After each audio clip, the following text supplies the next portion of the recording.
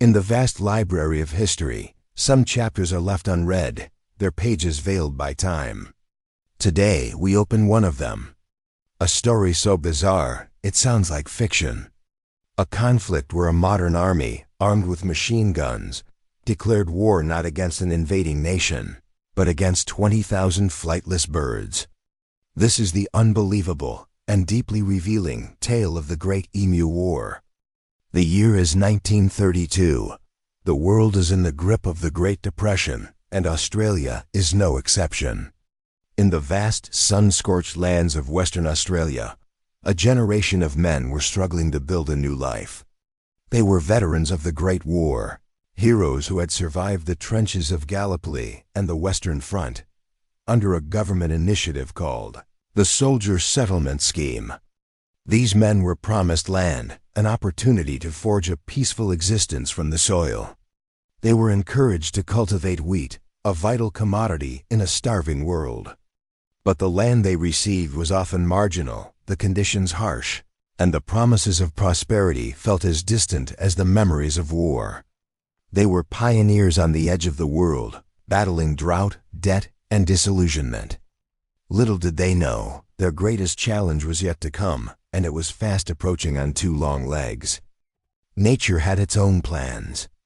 Following a breeding season, a colossal migration began. A feathered army, 20,000 strong, was on the move. They were emus, the large, flightless birds native to Australia. Standing up to 6 feet tall and capable of running at 30 miles per hour, an adult emu is a formidable creature. Now driven by drought from the interior, this massive flock descended upon the farmlands of Campion and Walgulan. For the struggling farmers, it was a biblical plague. The emus weren't just eating the wheat. They were a force of pure destruction. With their immense weight, they trampled crops and crashed through the fragile fences that were the farmers' only line of defense. The broken fences then created openings for another plague, rabbits, to pour in and finish what the emus had started. The veterans who had faced artillery and machine guns in Europe were now facing financial ruin at the claws of their own national bird. Desperate, a delegation of the ex-soldiers traveled to Perth to plead with the government. Their request was unusual. They wanted machine guns. They wanted the army to intervene. Their plea landed on the desk of the Minister of Defense, Sir George Pearce. Surprisingly, he was receptive. For Pearce, this was a multifaceted opportunity. Politically, it was a chance to be seen as actively helping the suffering war veterans. From a military perspective, the bird's tough feathers were thought to be good practice for gunners, a form of live-fire training. And perhaps most enticingly, it was a fantastic public relations stunt. The army would march in, deal with the pest problem swiftly, and emerge as heroes. With the decision made, the Australian military officially prepared for war. The command of this strange operation was given to Major G.P.W. Meredith of the Royal Australian Artillery. He was equipped with 2 state-of-the-art Lewis automatic machine guns and a staggering 10,000 rounds of ammunition. He was accompanied by Sergeant S. McMurray and Gunner J. O'Halloran. A Fox Movietone cinematographer was also sent along to capture the expected triumph for the newsreels. The soldiers arrived with an air of confidence. How difficult could it be? These were just birds. The plan was simple: herd the emus into a confined area and open fire. The first engagement took place on November 2nd near the town of Campion, where a flock of about 50 emus was spotted. The locals attempted to herd the birds into an ambush, but the emus, with their uncanny intelligence, split into small groups and scattered, making them impossible targets. The first barrage of machine gun fire was completely ineffective. Later that day, another flock was found. The gunners opened fire, but the Lewis gun jammed after only a dozen shots. The emus vanished before it could be fixed. The day ended with 0 confirmed kills. 2 days later, on November 4th, Meredith planned a more sophisticated ambush near a local dam. Over 1,000 emus were spotted heading towards their position. This time, the soldiers waited patiently for the birds to come into point-blank range. But as the guns opened fire, the flock instantly dispersed in a panic. The official report noted, with a hint of begrudging respect, the birds scattered in every direction, and only 12 were killed. It was here that the soldiers discovered the emu's incredible resilience. Their thick, coarse feathers and tough skin acted like a natural coat of armor, causing bullets to glance off harmlessly unless hit in a vital area. The emus seemed to be masters of guerrilla warfare.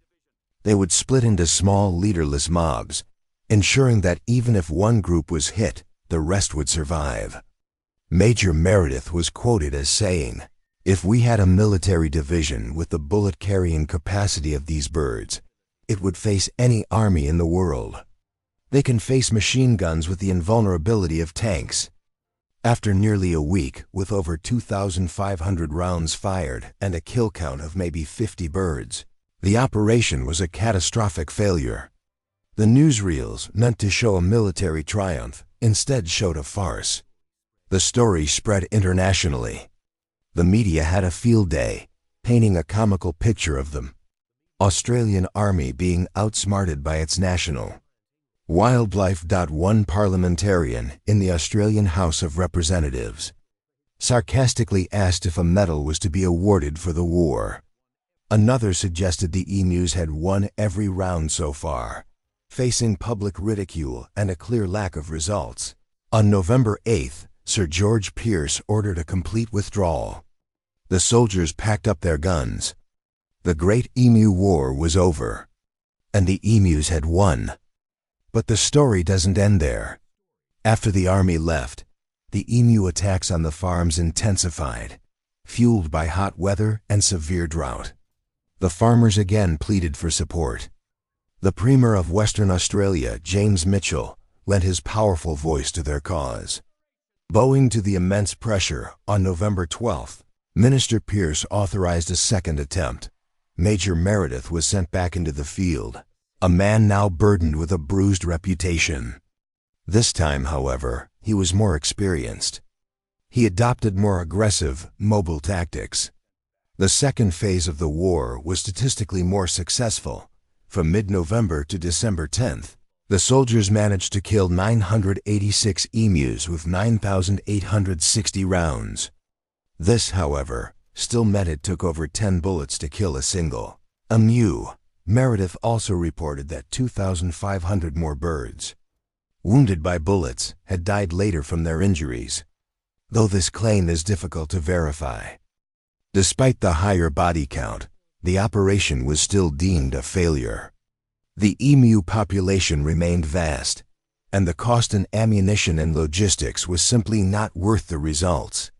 On December 10th, the operation was permanently shut down. So what happened next? The government finally realized that machine guns were not the answer. Instead, they implemented a bounty system, offering money to farmers and hunters for emu kills. This decentralized, sustained effort proved to be far more effective over the long term. With over 57,000 bounties claimed in just 6 months in 1934, the Great Emu War remains one of history's most bizarre military engagements. It's a humorous tale, but beneath the surface, it's a powerful lesson. It's a story about humanity's frequent underestimation of nature, a reminder that technology and firepower are no match for resilience and adaptation. It's a veiled history of desperation, political ambition, and the humbling realization that sometimes the opponent you least expect is the one you can't defeat.